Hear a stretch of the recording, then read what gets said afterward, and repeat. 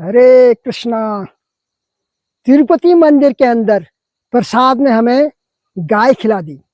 हमें प्रसाद में माँ को मारकर खिला दिया। यह कोई आम खाने पीने चीज की मिलावट का मामला नहीं है।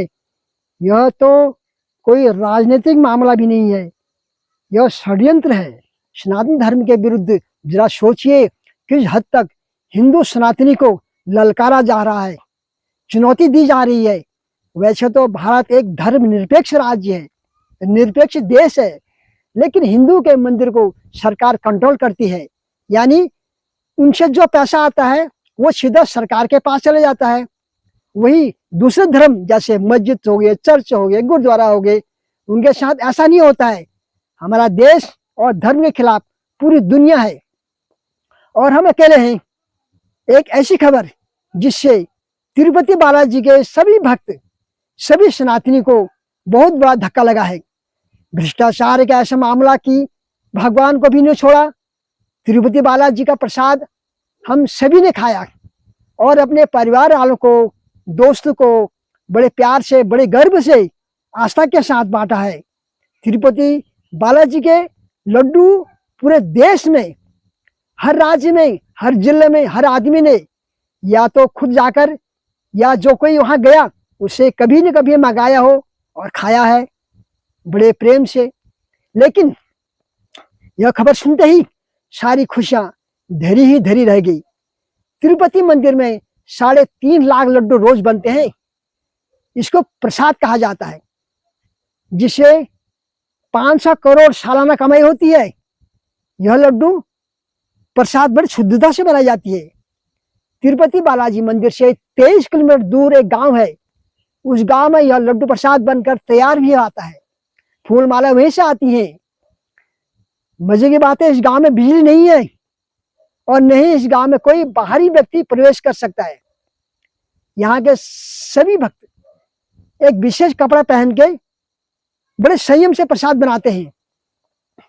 ऐसे में सनातन धर्म को अपवित्र करने के उद्देश्य से षड्यंत्र रचाकर प्रसाद में हमें गाय की चर्बी खिला दी। ये षड्यंत्र किसी को पता ही नहीं चलता। अगर आंध्र प्रदेश की नई सरकार इस प्रसाद को बनाने वाले घी के सैंपल को लेकर टेस्ट के लिए ना भेजती, जांच के लिए जाता ही नहीं, तो किसी को पता ही नहीं चलता। उस प्रसाद को बनाने में जो घी लग रहा है उसमें सूअर की, मछली की और गाय की चर्बी का षड्यंत्र है सनातन धर्म के विरुद्ध। और यह किसी सामान्य मंदिर का नहीं, हिंदू आस्था के केंद्र, विश्व के सबसे प्रसिद्ध और सबसे वैभवशाली मंदिर तिरुपति बालाजी की बात है। यहाँ भक्तों को लड्डू प्रसाद बांटने की परंपरा 300 साल पुरानी है। यह लड्डू प्रसाद बनता कैसे? क्योंकि सारा मामला इसी पर टिका हुआ है। यह लड्डू बनाने के लिए क्या क्या लगता है, जैसे कि घी, बेसन, चीनी, इलायची और ड्राई फ्रूट।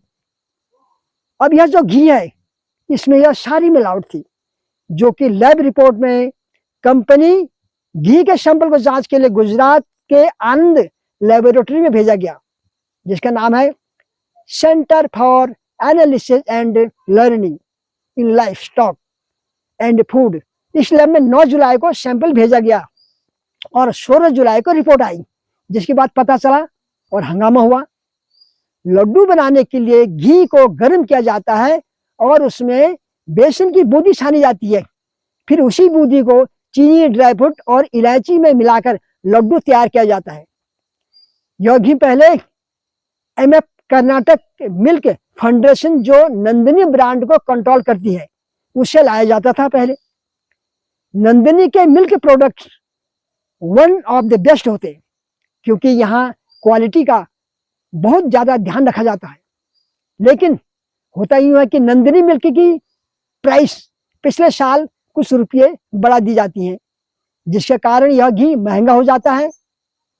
तो उस समय आंध्र प्रदेश की सरकार ने जगनमोहन, वाईएस जगनमोहन रेड्डी और करुणाकरण ने घी लेने के लिए टेंडर निकाले, जिसमें एक ऐसे व्यक्ति को भी टेंडर मिला जो ऐसे नीच क्वालिटी का घी सप्लाई करता था।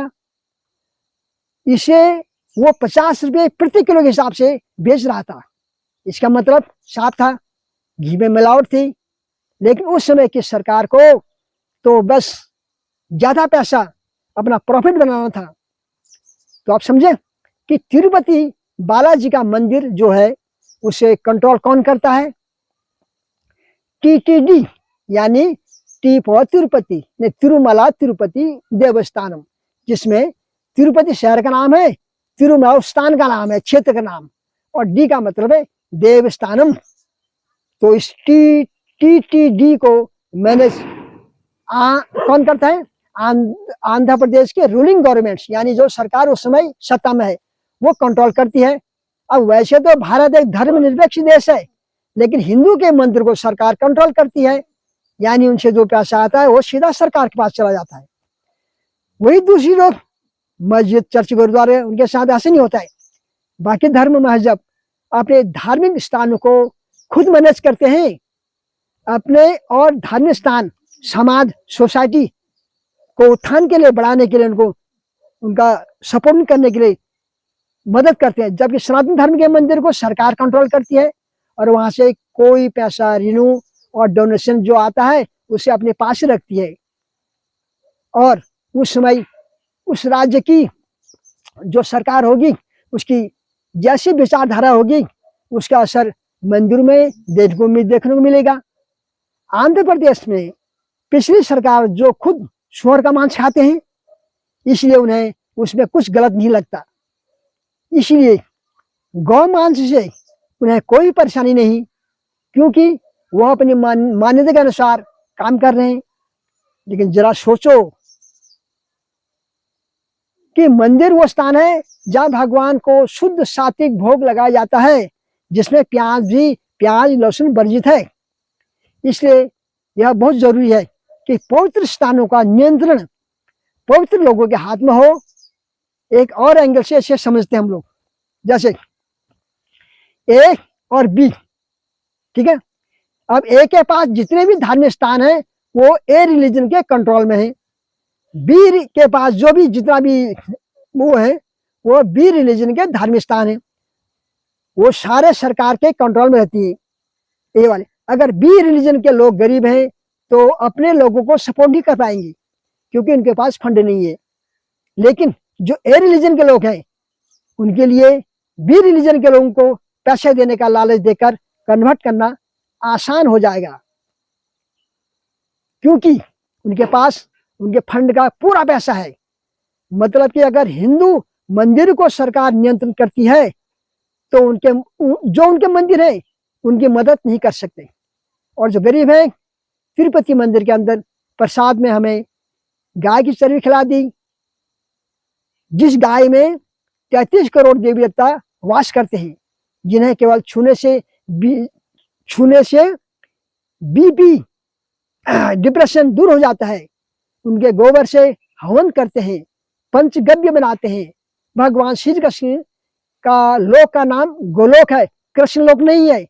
उन्हें गाय खिला दी मारकर, हमें प्रसाद में माँ को काट कर खिला दिया। गौ मांस की चर्बी, मछली का तेल, सुअर की चर्बी और तो और भगवान को भी भोग लगा गया। अब बताइए बचा क्या? हर तरफ से हमारे आस्था को तोड़ने का, बर्बाद करने का षड्यंत्र हो रहा है। आपको पता ही होगा, असुर भी यही करते थे। कोई भी यज्ञ, आहुति, अनुष्ठान पूरा ना हो उसमें विघ्न डालने के लिए सारे अक्ष पदार्थ उसमें डालते रहते थे। शक्ति का प्रयोग करते थे साधु संतों को मारने के लिए, उनकी पवित्रता और भक्ति को नष्ट भ्रष्ट करने के लिए करते थे। तभी तो यज्ञ की रक्षा के लिए विश्वामित्र ने श्री राम जी को और लक्ष्मण जी को लेके आए जंगल में। राधे राधे।